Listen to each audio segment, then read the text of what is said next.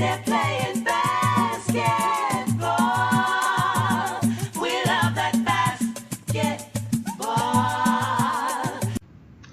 Bem-vindos, ouvintes, ao nosso 32º programa do Brasquete. Mais uma semana nos agitos da NBA, né? Na nossa temporada que vai cada vez mais chegando mais perto do All-Star Game, que marca a metade da temporada da NBA. Hoje eu tô aqui com o Ângelo. Fala, Ângelo. Salve, Pedrão, salve, ouvintes do Brasquete. Quem fala é o Ângelo e meu destaque para o podcast de hoje é que a coisa tá feia no Tennessee. O Grizzlies está em crise e parece que a coisa pode acabar sobrando para o Marc Gasol. Esse é um dos temas que a gente vai tratar hoje, e o meu destaque é na verdade uma pergunta, né?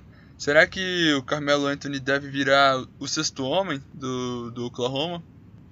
Com essa pergunta, vou passar logo para os nossos destaques de hoje. What's going on is that the Memphis Grizzlies as an organization is full of it. This is BS. It's a bogus firing. There's no excuse for it. And they should be ashamed of themselves.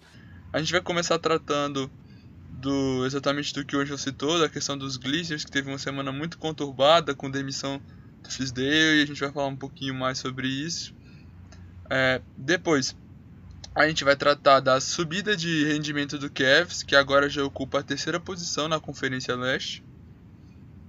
Após isso, vamos falar sobre o meu destaque, que é a questão do Oklahoma City Thunder não está jogando tudo o que se esperava do time nessa temporada, né, com a adição do Carmelo Anthony e do Paul George.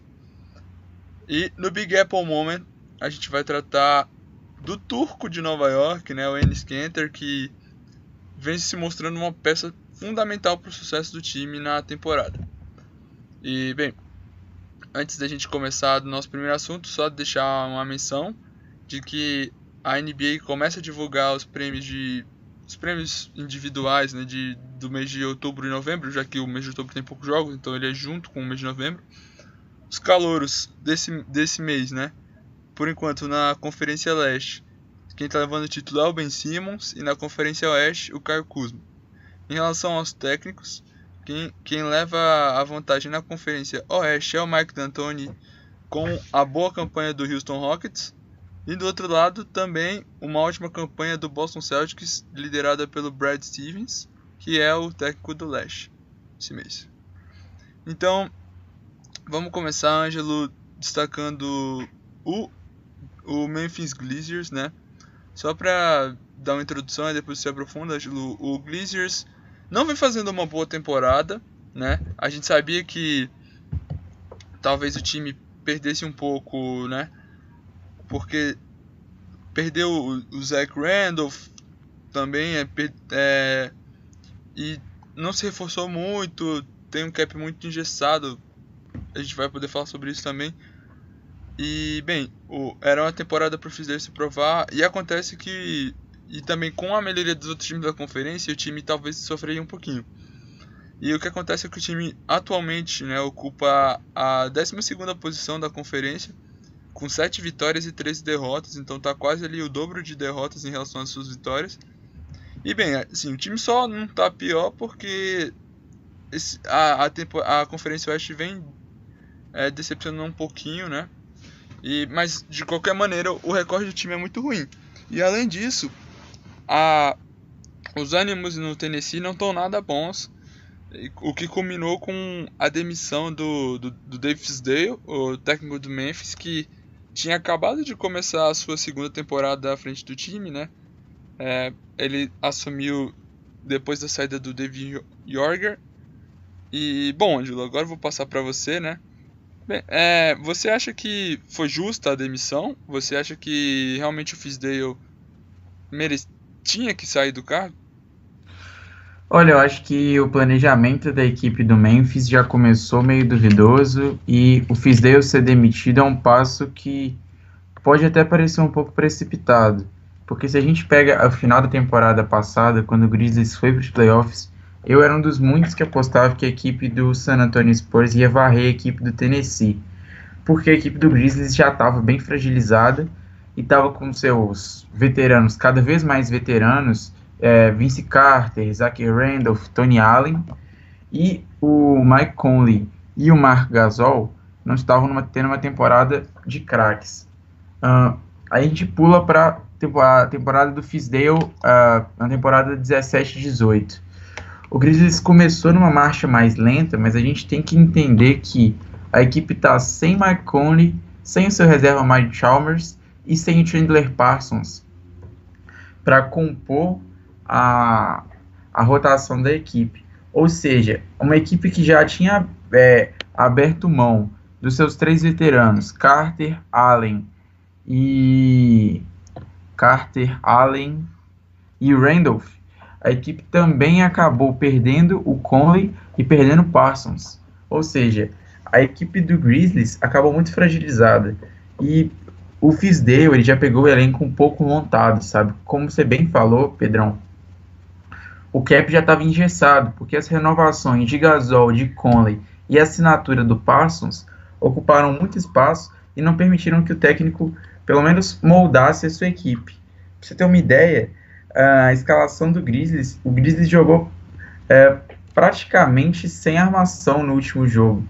A equipe foi composta pelo Ben McLemore na armação, Dillon Brooks na ala armação, Tyreke Evans na ala, Michael Green na ala pivô e o Marc Gasol no pivô.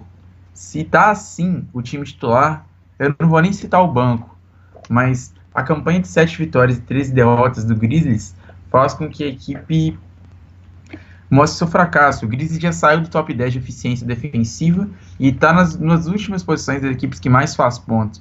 O Grizzlies atualmente toma praticamente 3 pontos a mais do que faz por jogo. Ou seja o David Fizdale, seja o Bickerstaff, o interino que acabou de assumir a equipe do Grizzlies, a gente parece que não vai ver muito sucesso da equipe essa temporada. Nos primeiros jogos, a equipe até começou com um recorde de 3 vitórias e 0 derrotas, mas a sequência negativa do time, que já amarga 9 derrotas em sequência, parece que não vai ter um fim tão cedo. A situação ficou muito complicada, né? Praticamente insustentável quando o Fizdale botou o Gasol no banco, o Marc Gasol, que é o principal jogador da franquia na ausência do Conley, né? Contra onde o time vinha de uma sequência muito de várias derrotas. Eu não tenho precisamente o número aqui, mas foram várias derrotas seguidas. E, bem, no jogo contra o Brooklyn Nets, né, no domingo, no caso, o Marc Gasol não foi botado no jogo no quarto inteiro. E ele saiu muito revoltado com isso e até deu uma entrevista bem impactante depois, né, falando que ele não vai aceitar simplesmente não jogar no quarto, sabe? Ele não vai ficar feliz com isso. E bem, essa é uma matéria que está integralmente no Bleacher Report, quem quiser dar uma conferida, mas acontece que nos últimos anos o Blazers tem tido uma tradição de realmente demitir técnicos, né? O estilo do time ficou conhecido como Grit and Grind, né? O estilo de jogo, que é um estilo que vai um pouco na contramão da NBA atual, que é um jogo muito físico, muito defensivo, com um estilo de jogo bem cadenciado. O time não corre, né? O time, assim, as posses são muito cadenciadas e tal. Primeiro eles demitiram o Lionel Hollins, né? Após uma temporada de 56 vitórias e ter chegado na final de conferência, né? Depois assumiu o Horger, que teve 3 boas temporadas com o Blazers e foi demitido no final da sua terceira temporada, sendo que dessas 3, 2 ele teve mais de 50 vitórias. E na última temporada o Fizdale assumiu, o time chegou aos playoffs, mas também acabou saindo na semifinal de conferência. E bem, agora o Fizdale foi demitido e quem assumiu foi o assistente, perdão, eu não tô com o nome dele lembrando, mas... J.B. Bickerstaff. Isso. Mas o que acontece? O Angelo Benz citou muitas lesões, perdeu o Conley, acho que foi o principal problema, porque o time começou a temporada com 5 vitórias e 1 derrota, contra adversários fortes. né? E o que acontece? Quando o Conley tá jogando, o time tem 75% de aproveitamento em relação às vitórias, claro. Nesse tempo que o Conley tá fora, 1 vitória e 8 derrotas. Então, passa muito por ele, né? Alguns números sobre o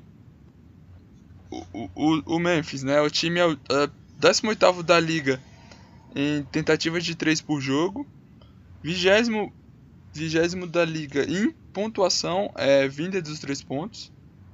Então, tipo, a porcentagem, né, dos pontos deles que vieram de 3, que é apenas 27,8%.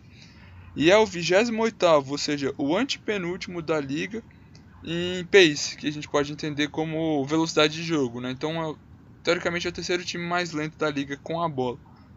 No caso, não quer dizer que os jogadores não são rápidos, sim que o estilo de jogo é mais cadenciado, né? E, bem, muito foi falado sobre um aspecto que eu vou pedir a sua opinião, Ângelo, agora, se você concorda com isso ou não. É óbvio que ocorreu uma queda de braço aí quem tinha mais força. E no caso, o Gasol saiu na frente.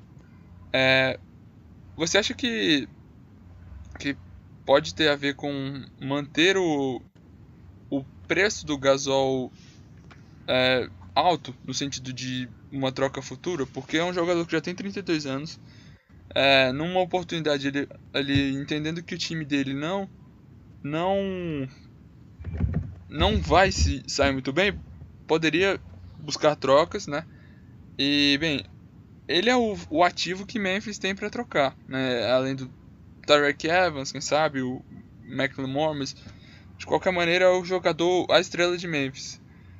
E, bem, o novo treinador, mesmo que ele seja o cara estado, ele vai simplesmente acatar tudo que o Gasol quiser, essa é a verdade, né?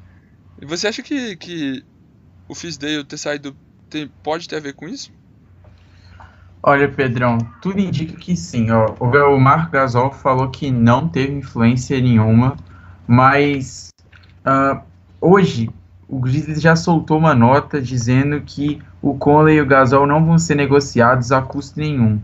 Ou seja, a impressão que dá é que a equipe quer realmente valorizar o seu desmanche, o que sobrou do seu elenco desmanchado, e uma das consequências para isso é continuar a longa escala da demissão dos técnicos, sabe?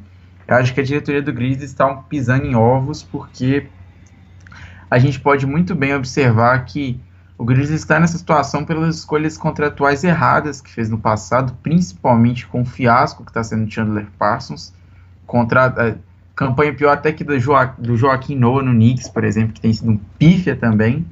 Então a gente consegue sumarizar que o Grizzlies está procurando, como você bem falou, fazer uma blindagem para tornar o Gasol ainda um artigo valorizado, porque como o Grizzlies está saindo um pouco da rota dos principais times, está ficando mais escondido, a impressão que está ficando forte é a impressão de que é uma equipe em desmanche total, que é verdade, e que seus jogadores principais também estão em decadência.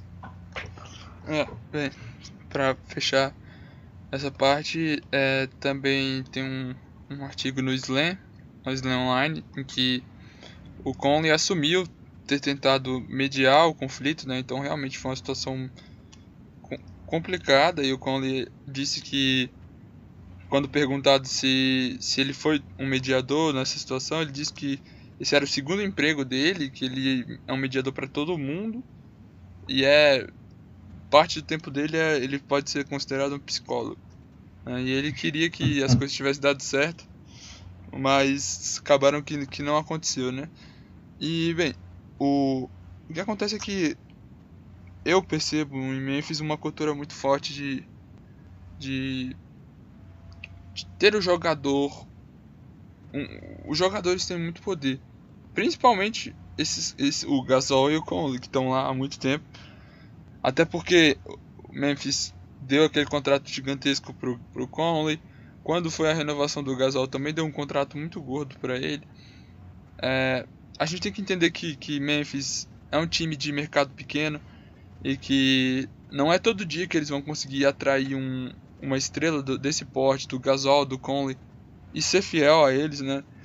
E talvez manter o Gasol valorizado passe muito por isso. Numa possível troca, você precisa receber coisas grandes, você precisa receber coisas boas, porque não é na free agents que esse time vai achar alguém para repor, né?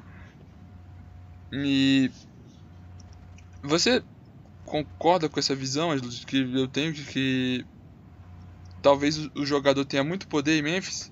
Até só para lembrar, o Memphis vai aposentar o número do Zach Randolph, né? E é um jogador que, bem, não ganhou nenhum título de conferência pela equipe, apesar de ser um jogador muito significativo pro time, né? A gente sabe que é um time novo e tal, mas assim, eu entendo que o Memphis deu uma supervalorização para esses caras.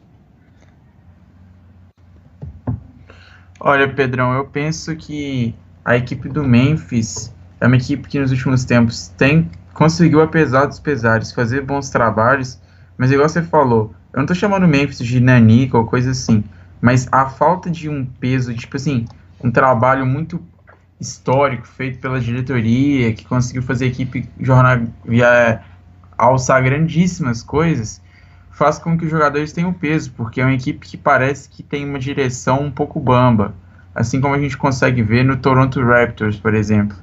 Então a gente vê que nessa equipe os jogadores acabam tendo um poder muito forte, sabe? Talvez até traçando um comparativo com o poder que o LeBron tem na equipe do Cavaliers, que aí é bem mais justificável a situação. Mas eu concordo com você, eu acho que o Memphis ele reconhece bem a importância do Randolph, por exemplo, ao falar que vai aposentar a camisa, mas ele também carece um pouco de valorizar o futuro da equipe. Por mais que fossem veteranos, a solução da equipe para o Memphis agora, querendo ou não, vai ser partir de uma reconstrução. Então, isso é fruto dessa falta de rédeas curtas, né, na direção da equipe. Vamos ver, aguardar aí, né, para ver se o interino vai ser mantido, se vai chegar alguém pro cargo. Isso a gente só vai saber daqui a um tempo, né? What's going on is that the Memphis Grizzlies as an organization is full of it. This is BS. It's a bogus firing. There's no excuse for it. And they should be ashamed of themselves. Passamos agora para o nosso segundo tema de hoje, que é a subida de produção do Cavs, né?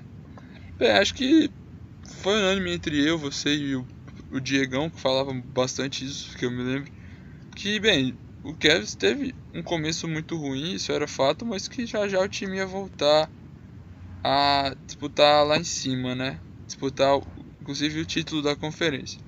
E hoje, quando a gente olha para a tabela, a gente já vê o Cavs já em terceiro, com 15 vitórias e 7 derrotas. E, bem, e já chegou a ocupar, por exemplo, a 12ª, 13ª posição da conferência. E, bem, Ângelo, o que você acha que foi o principal fator pro Cavs subir? Ao contrário do que ocorreu com o Memphis, o time acabou mantendo o Lue, né, que foi criticado em um certo momento, que não conseguia fazer o time jogar. Deu certo, e agora o time acumula 10 vitórias seguidas, né? Uma streak muito positiva, que tá fazendo o time chegar de volta nas cabeças. O Lue, será que o Lue conseguiu encontrar um jeito desse time jogar bem hoje? Olha, Pedrão, eu já vou começar citando a razão do Cavs conseguir se recuperar. O LeBron James está com média de 28 pontos, 8 rebotes e 8 assistências e meia por jogo. O field goal do LeBron é de um ala, o field goal de 58,3% e 42% e meio nas bolas de 3.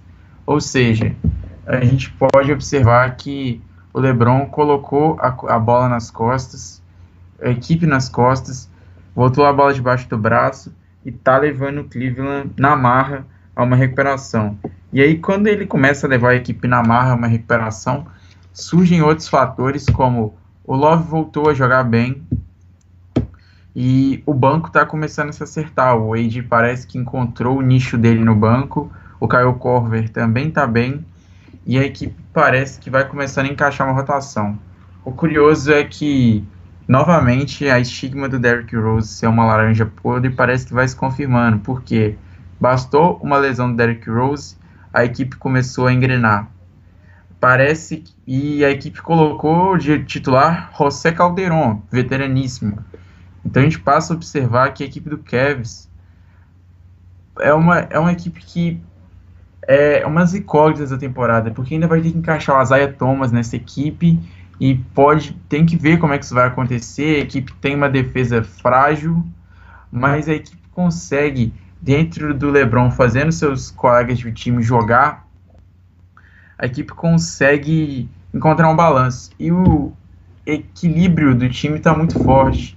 Porque não o equilíbrio, a compensação. O Cleveland é o terceiro melhor ataque e a quinta pior defesa. Ou seja, a equipe faz muitos pontos e acaba compensando a defesa ruim. A gente observa que a eficiência ofensiva do time está muito forte e o LeBron tendo médias superiores à sua média de carreira prova que a equipe está no caminho certo. A questão remete àquela mesma coisa agora. O Cleveland vai para os playoffs, provavelmente para as finais de conferência, isso todo mundo sabe. Resta saber se vai ter aquele ajuste fino que a gente falou na temporada passada. A gente naquela época já criticava a equipe do Cleveland, falava que a equipe tinha dificuldade para poder defender, que defendia de maneira muito inconsistente, e isso vem se repetindo. Se a equipe do Cleveland quiser evoluir, ela tem a meta de conseguir encaixar bem o Isaiah Thomas e, além disso, evoluir também a eficiência defensiva. Engraçado, eu não sei, acho que é uma visão assim. Mesmo quando o Cavs estava mal, o LeBron estava jogando muito bem. Então, eu concordo sim que o LeBron é parte da subida do time, mas tem que haver alguma coisa a mais, porque ele já estava jogando bastante bem. Teve aqueles jogos de triple-doubles com, por exemplo, 30, não lembro exatamente, mas é por volta tipo 36, 12, 13, coisas desse tipo. Mas o time não estava jogando bem. Acho que passa muito pelos coadjuvantes dele, né? O Kevin Love voltar a ter um bom aproveitamento. O Wade, como você disse, encontrar um lugar bom no banco. Talvez o Lue tenha entendido que não vai ser a primazia do time dele defender bem, como você disse, Ângelo, quinta pior defesa da NBA. Então, vamos começar no ataque, vamos ver o que dá. Tipo, mesmo que o jogo seja 150 a 140, você está ganhando o jogo. Então, o que importa no final é ganhar a partida. E já que você citou o LeBron, Ângelo, essa temporada dele está sendo marcada por bolas de 3 muito importantes, né? A gente sabe que a cada temporada ele arrisca mais chutes, ele aumenta mais o seu range, que acho que é importante para ele com o passar dos anos, que cada vez menos vai ser mais difícil para ele manter, cada vez mais vai ser mais difícil manter o físico, né? Logo, tem que adicionar armas pro seu jogo, né? Como o arremesso de 3, que ele vem fazendo muito bem. E teve um game win não, uma bola para empatar no jogo que o Knicks tomou aquela virada. Teve também no último jogo, que foi um jogo complicado pro Cavs ganhar contra o Hawks, né, que vem endurecendo para vários times, mesmo tendo um recorde muito ruim, que ele fez bolas de 3 bem distantes da linha. E, bem, ele disse que não participará do desafio de 3 pontos, né, no fim de semana do All-Star Game. Você acha, Ângelo, que tipo seriam uma das perguntas? Você acha que que é uma coisa válida da parte dele, tipo, recusar? Porque é uma parada seria tão interessante pra liga, né, para os próprios torcedores, ver um astro muito grande nesse desafio e agregar bastante pra questão do fim de semana das estrelas. E também é tão nítida assim a melhora do LeBron da linha, ou é uma coisa que eu tô vendo? O LeBron James, ele tá passando... É um processo de preservação da imagem dele, sabe? O LeBron já vem, por mais que ele tenha... O LeBron é um jogador completíssimo. Quando ele já foi meio chamado informalmente para participar do campeonato de enterradas, ele já tinha recusado. e não me surpreendeu ele recusar participar do campeonato das bolas de 3 pontos. Eu não sei se posso considerar um pouco de arrogância, mas o LeBron ele procura preservar a imagem dele ao redor da liga, participando mais das vezes só do All-Star Game, e é uma decisão um pouco polêmica, eu discordo dele. Eu acho que um jogador como o LeBron traria mais audiência para o fim de semana das estrelas, mas essa é uma decisão dele e a gente tem que respeitar. E Pedrão, a gente não comentou muito bem ainda, mas um dos fatores que fez a equipe do Cleveland Cavaliers acabar subindo de produção, tipo assim, no meio desse processo da subida de produção, a equipe conseguiu encontrar um ritmo, mas nessa trajetória, a equipe do Cavs estava jogando com o Shumpert na posição 1. Mas o LeBron era que estava armando o jogo, mas a posição 1, se fosse fazer, assim, registrar que estava na posição 1, estava sendo o Iman Shumpert, e ele acabou se lesionando, vai ficar de fora, acho que na faixa de 2 meses, mais ou menos. E o curioso disso tudo é que o Shumpert foi alvo de trocas, o Cleveland procurou mover ele, já está um pouco insatisfeito. O Shumpert ele tinha ganhado um contrato duas off-seasons atrás, de um contrato de 10 anos durante 4 anos, 10 milhões por ano durante 4 anos, mas ele não tinha produzido um impacto tão forte. E essa temporada ele voltou a jogar um pouquinho mais de bola, e mesmo assim a equipe acaba sofrendo um revés. Eu acho que a tendência para a equipe do Cleveland é só melhorar, porque vai ter a volta do Shumpert ainda, vai ter a entrada da Isaiah Thomas, o time vai ter tempo para ajustar a sua defesa, e eu acho que você citou muito bem que o LeBron está evoluindo um dos poucos aspectos de jogo que vem sendo muito criticado ao longo de sua carreira, que é os lances livres e a bola de 3 pontos. Eu acho que à medida que ele está ficando mais veterano, apesar de ainda ter um melhor físico da liga, provavelmente, ele está começando a reinventar o seu jogo já. E isso é a característica dos grandes jogadores.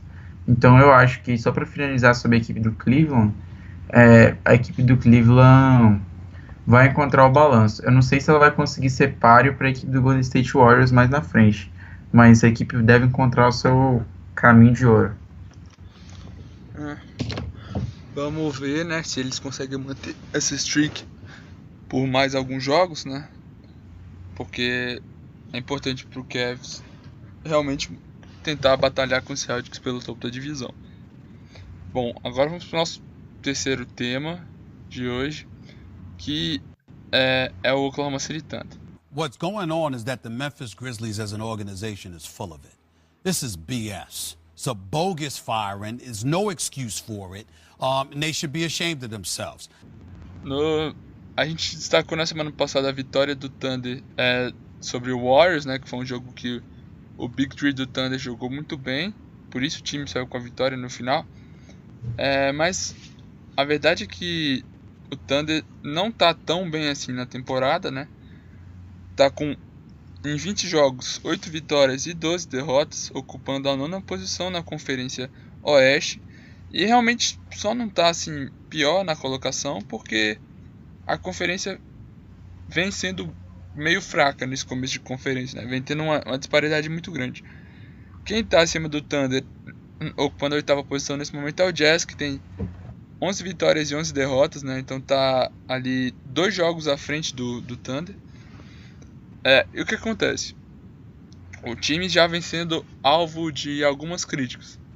Porque o time melhorou da temporada passada, assim, melhorou no papel, digamos, né? Porque adicionou o Carmelo Anthony, adicionou o Paul George, perdendo, assim, não muita coisa em troca. E, bem, acontece que eu tenho alguns dados para passar que mostram que o time não tá assim, os números, além da quadra, além dos resultados não estarem vindo, os números não estão sendo bons. Falando em resultados de quadra, o time nesse momento acumula 3 derrotas seguidas pro Pistons, que é um dos melhores times da Conferência Leste, então até é entendido. Mas as últimas 2 derrotas vieram na mão do Dallas Mavericks, que é um dos piores times da Conferência Oeste, e do Orlando Magic, que é um time que começou bem a temporada, mas caiu bastante e já está fora da zona de playoffs na Conferência Leste, né? E o que é pior é que essas derrotas foram por placares muito extensos, né? Foram 16 pontos de diferença para o Dallas e 13 pontos de diferença para o Orlando. Os números que eu citei, que eu vou citar alguns agora, né? Bem, o primeiro diz muito sobre o jogo do time como um todo, né? Na temporada passada, o Thunder foi o time que tinha menos passes por posse na NBA inteira. Ele tinha uma média de 2.7 passes por posse, é isso mesmo, 2.7 passes, 3 passes por cada vez que o time chega no ataque. E só que eles, mesmo com essa característica, não era um time que jogava muito em ISO, ou seja, não era um jogador que tentava resolver a parada sozinho, mesmo com o Westbrook, né? De cada 100 posses, 12 delas eram consideradas ISOs e ficava ali bem na metade da liga em 15º, né? Nessa temporada, esse número subiu de 12 a cada 100 jogadas para 19 em cada 100 jogadas. E já é o terceiro maior da liga, né? E ao mesmo tempo que o time continua como o pior time da liga nessa questão de passes por jogada, com 2.8 passes por jogada. Então é o time que menos passa a bola em cada posse, né? Então isso mostra que esses 3 jogadores estão forçando mais jogadas sozinhos. E além disso, muito se diz que a presença do Carmelo e do Paul George ia dar muitas oportunidades para os outros, porque se mesmo que você esteja marcando, por exemplo, o Paul George, você tem que estar muito preocupado com a possibilidade do Carmelo Anthony receber essa bola e arremessar, ou até mesmo o Russell Westbrook receber um passe e infiltrar. E uma medida que mede isso muito bem é uma estatística da ESPN chamada qualidade quantitativa do arremesso, né? Ela tem um parâmetro lá e, bom, da temporada passada para essa não foi alterada. E essa estatística leva em conta tanto a localização do arremesso, o tipo de arremesso e se tinha pressão defensiva. Então está mostrando que mesmo a presença desses jogadores que seriam pontos para que as defesas se preocupassem, não está fazendo com que o OKC arranje arremessos com maior qualidade, né? E bem, muito se dizia que o problema desse time era a defesa e não o ataque, mas os números estão mostrando exatamente o contrário, né? Bom, Angelo, depois eu continuo, mas você acha que realmente falta ataque ou a gente pode dizer que defesa é o maior problema desse time? Olha, Pedrão, eu iria pelo caminho do ataque. O OKC tem a 4ª melhor defesa da liga, só que juntou várias estrelas, tem o 6º pior ataque da liga. A gente pode observar que, apesar de fazer mais pontos do que toma, a equipe do OKC melhorou no quesito. Quer dizer, ela se manteve bem no quesito defensivo, porque já era uma equipe sólida, mas continua com as mesmas carências ofensivas. A equipe parece não conseguir encontrar um esquema, e como você destacou, a coisa vai para a individualidade. E a gente pode observar que a equipe do OKC é tão inconsistente que a menor margem de pontos em uma vitória do OKC foi 9 pontos. A equipe, quando vence bem. Vence acima da casa dos 15 pontos. E o curioso disso é que você citou de maneira muito boa o fato da equipe do OKC estar com seus jogadores indo para a individualidade, e a gente observa uma carência do banco resultante disso tudo.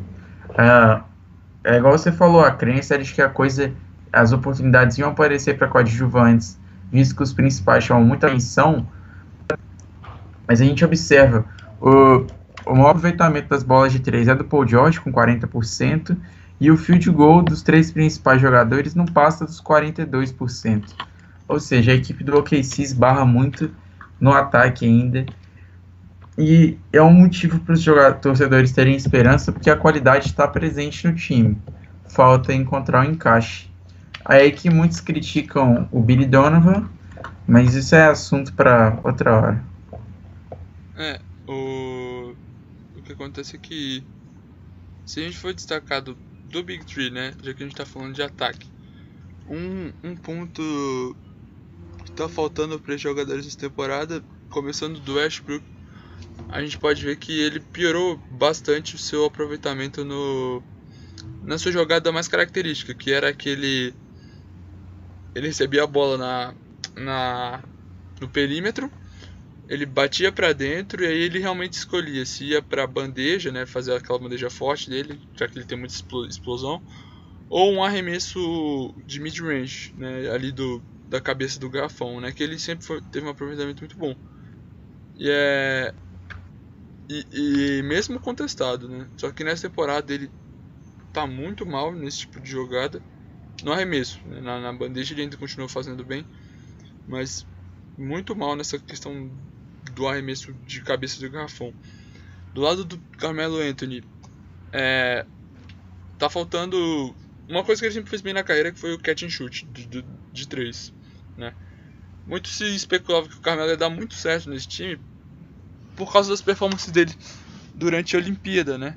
Que ele, quando joga pela seleção americana, joga rodeado de outras estrelas, e ele funcionava muito bem, sendo um jogador que joga sem a bola, apenas esperando ela chegar nele para que ele mate, e não tá caindo, não tá funcionando. E o Paul George, às vezes, muitas das vezes é o cara que tá mais chamando a responsa, assim, na questão da ISO mesmo, eu digo, mas caiu seu aproveitamento. No ano passado, ele era o principal jogador do Indiana Pacers e fazia muitas jogadas de ISO, e no ano passado ele tinha uma média de 1 ponto por ISO, né? Então, só que nessa temporada ele tá com apenas 0.7 pontos. Parece uma diferença pouca, mas isso pesa muito num time que faz muitas ISOs e um jogador que mais faz ISO. Ele também tá com aproveitamento ruim quando contestado, então é óbvio que passa pela mão do Billy Donovan, mas acho que os jogadores também têm coisas individuais para que eles melhorem. E só para citar que você falou que é a 4ª melhor defesa da NBA, muito disso passa pelo Steven Adams. É um jogador muito bom. E bem, pra ocasião, se o Oklahoma teoricamente teve que escolher na troca do Carmelo entre mandar o Adams ou o Kanter, escolheu bem em manter o Adams, porque ele é um ótimo defensor e tá sendo o pilar defensivo desse time ali dentro do garrafão. Bem, agora vamos pro Big Apple Moment. Anywhere it's up to you, New York, New York.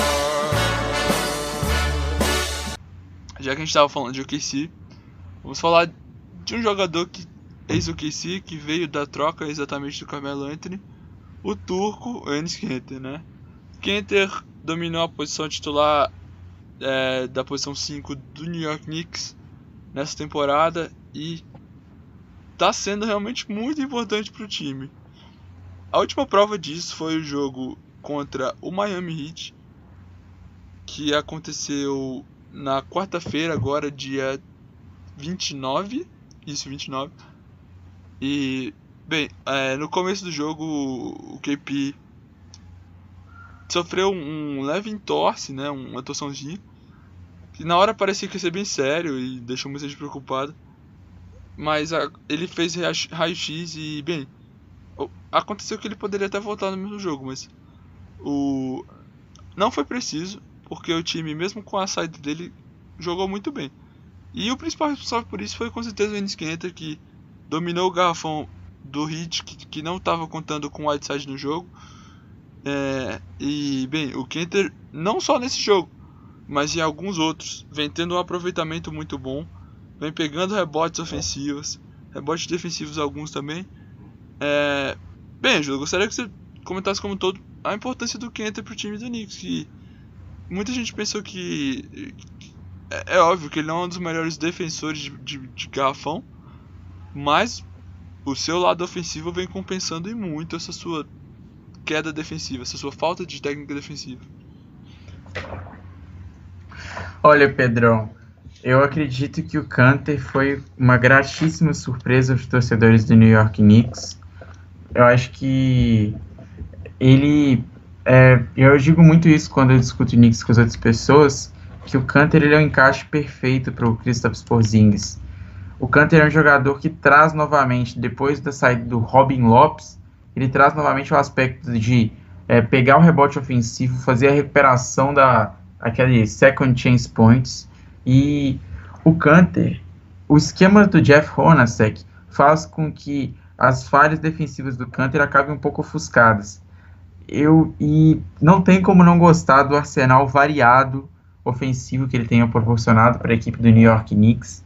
Ele estava sendo reserva na equipe do Oklahoma City Thunder, mas tem sido média de duplo-duplo na equipe do Knicks, e o impacto dele pôde ser sentido quando ele acabou se lesionando. A equipe de New York acabou perdendo 3 jogos seguidos na ausência do Kanter, e o incrível é que a gente consegue observar... parava dúvidas sobre de quem seria a titularidade da posição 5 do Knicks, mas agora eu acho que não restam mais dúvidas, e a gente consegue ver que a versatilidade do Enes Kanter faz com que seja difícil que ele saia da equipe do Knicks. A questão contratual pesa um pouco, é um salário pesado, mas eu particularmente acredito que é um jogador que o Knicks deveria apostar na continuidade dele. É um cara que é difícil encontrar um pivô que combine tanto com o Porzingis, e faz com que a equipe do Knicks tenha um equilíbrio, sim. O Kanter é muito reboteiro e ele também é um desafogo no ataque. Eu acho que a equipe de Nova York prova que na mão do Scott Perry conseguiu acertar a mão na troca e está no caminho certo a trazer um jovem promissor como o Kanter. Realmente, como você falou, Angelo, além de tudo, além de estar jogando muito bem, é um jovem. Tem 25 anos, que é difícil você fazer um jogador ser um bom defensor. Eu sei que é muito difícil, mas é possível que você arme um esquema que deixe o seu lado defensivo menos desfavorecido possível. Então que você não exponha as suas fraquezas defensivas e que realmente, assim, e que faça com que ele compense essa sua falta de defesa no lado ofensivo, né?